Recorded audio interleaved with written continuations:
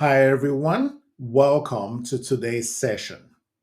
In this video, I am going to show you how to increase your success by becoming a more effective social services advocate, someone who drives meaningful change in your community by helping others navigate complex systems. Whether you are a social worker or whether you are a counselor or a case manager or simply someone passionate about equity, about equality, about social good, if that is you, this guide is packed with real world examples, step by step actions, and practical tips to help you get started or to go further. By the end of this video, you will understand what social advocacy really means, the types of roles you will be playing as a social advocate, and most importantly, how to take action, whether independently or as part of a small, mid, or large size organization. So let's jump right into it. At the end of this video, we are going to provide you with a link to give you access to the detailed guide that covers everything that we are talking about today, as well as this access to this free social services advocacy checklist that you are currently looking at on my screen. You can use this checklist literally as a step-by-step approach or checklist to really increase your social services advocacy successes. It is broken down into different sections based on where you are in your journey and whether you are delivering activities in the beginning. This checklist provides some key activities that you should make sure that you're checking off. Whether you are midway in your social services advocacy journey, this checklist also includes key steps that you should be completing. And as we walk our way through this video, we will be referencing some of these activities that are included in this checklist. So the point really is you don't really need to be taking a lot of notes because the detailed guide contains everything that I am going to be talking about. So just sit back and just listen, okay? So, what is social advocacy really? I know some of you are very much aware of the definition of social services advocacy, but let us begin with this fundamental question that I have seen hundreds of times every month being asked, which is the key reason we decided to create this video as well as the supporting detailed guide. What is social advocacy? People want to know what it really means, and more importantly, though, how it applies to them. Social advocacy isn't some abstract concept reserved for policy experts or lawyers. It is something you might already be doing without realizing it. For example, if you've helped a parent understand how to apply for disability services, or you have stood up for a client facing discrimination, or you have fought for better mental health support in your school district. These are all forms of advocacy. At its most fundamental part, social advocacy is defined, and it's really about turning awareness into action. It's about fixing what is broken. You don't need a title, you don't need permission. What you do need is a clear sense of purpose and a commitment to stand up for others. Which leads us to the next slide, how to become a social advocate. If you're already a social advocate, then you can skip to the next chapter. For those that are looking to become a more effective or a new social advocate, let us talk about how to become the best social advocate you can be. Uh, we've seen a lot of people searching to improve themselves, or people are saying, I am very new, I am interested in learning more. So here we go. Social advocacy isn't about credentials, it's about commitment. You might be a teacher who sees how immigrant students struggle to access language services, or a nurse who notices patients slipping through the cracks. You start by saying, this isn't okay, and asking, what can I do to help? Maybe you join a local coalition. Maybe you start with one letter, one call, and one voice. Advocacy, the best way I explain it to people is this: advocacy is really a muscle that you build. Every action you take, no matter how small, moves people closer to justice. So if you're really wondering and watching about how you qualify to be a social advocate, the answer is you already do. Now you just have to apply the structure, which is what this video is really all about. On this next slide, we will discuss advocating for social services. Let's zoom in into this. When people search for advocate for social studies, they're looking for help, or they're trying to learn how to help others. Social services are supposed to support people, but here's the problem: the systems are often overloaded, or the systems are underfunded and full of barriers. Advocates like you bridge the gap. Maybe you help somebody complete a SNAP application, or you speak to a landlord on behalf of that person, or you track down a case manager who hasn't returned calls. One of the most powerful examples I have seen is a social worker who created a checklist for elderly clients just to help them keep track of appointments and benefits deadline. That small tool prevented people from losing access. That is the heart of advocacy: removing obstacles that never should have been there in the first place.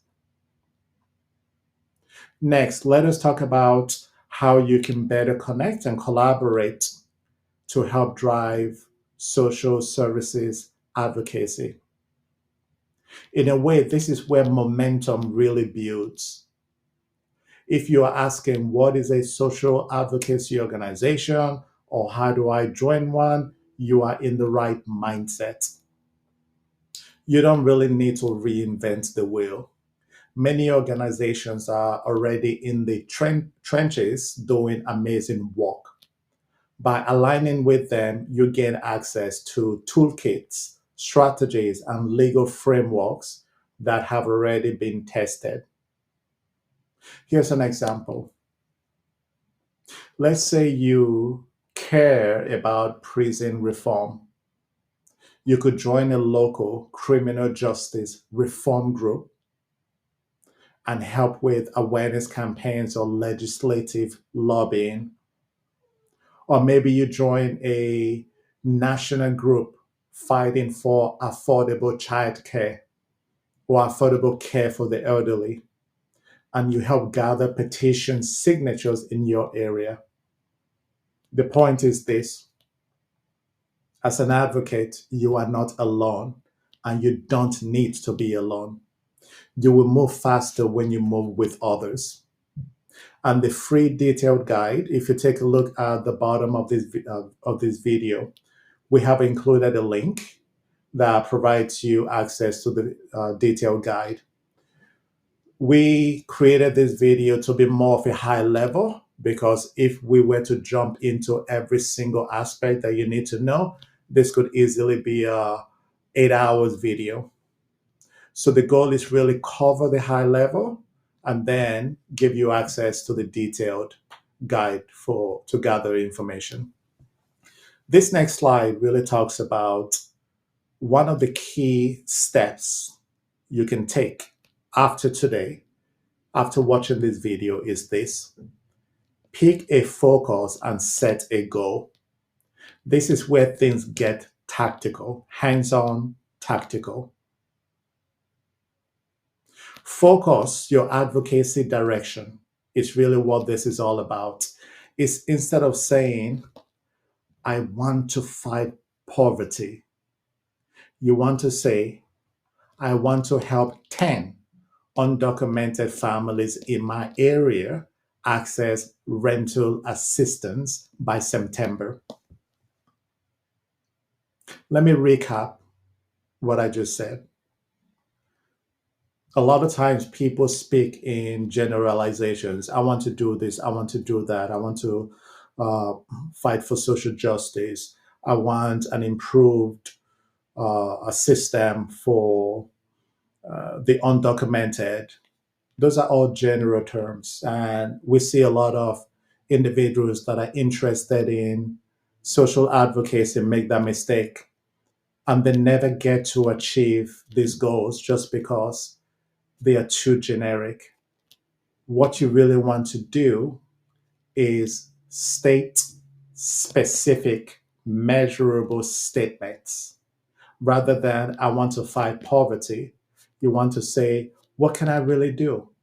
Well, I want to help 10 undocumented families in my area access rental assistance by September.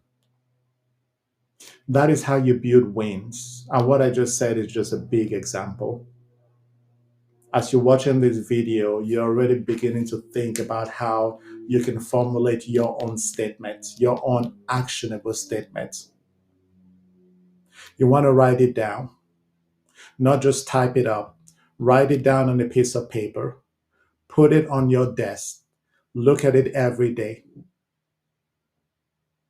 visualize it, and make it happen.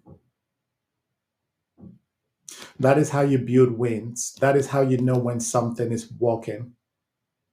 Stating your objectives in such clear terms also helps to keep you grounded. The broader your cause, the broader your objectives and your goals, the easier it is to get discouraged because it is just too large. Start small, get specific. One win, one small win, leads to another small win, leads to another small win. Before you know what, you are changing the system. A lot of people fail because they have huge, big goals, and before they even get started, they're already discouraged just because it is too big, which is why starting small is one of the key to success that we have seen. This next slide talks about taking action and tracking your impact. One of the biggest mistakes new advocates make is this: they don't track what they are doing. Data matters a lot, even in grassroots efforts. For example, if you have sent 3 letters to a council member, you have logged 10 calls, 10 phone calls to a Medicaid office, or you have gathered survey responses from parents, write it down. Write it all down. Why? Because when you meet with policymakers or you meet with the funder, you can show the problem and your effort to solve it. Tracking builds credibility. It helps you tell a better story. And based on what we've seen, it's really one of the most searched for and questions that people are asking when people are searching for advocacy templates or how to measure advocacy impact. They're really trying to understand, as part of my process, how can I best measure my impact? You do that by really documenting everything that you are doing, and you can now show that to stakeholders to build credibility. For this next slide, sustainable advocacy means knowing when to pause, process, and pivot. You will never get everything right the first time. Trust me, I know. We've seen it time and time again. People expect everything to be perfect. Life isn't perfect. Nothing is perfect. People get discouraged sometimes when they have this big expectation that everything will be perfect. And then the first time around, it's not, and they give up. Many leaders in our generation and previous generations have said, try, try, and try again, and you will eventually succeed.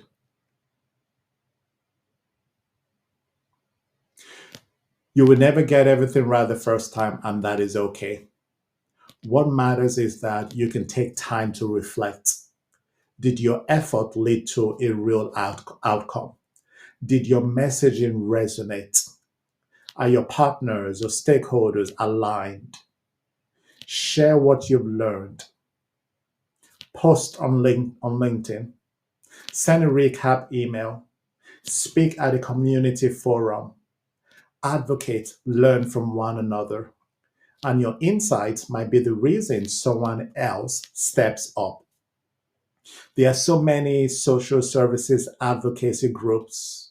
You can find them on Facebook and LinkedIn, in Twitter, X.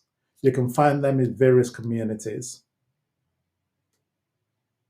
Roles of advocacy in social change is not really just about what you do. It's about how you inspire others to join in.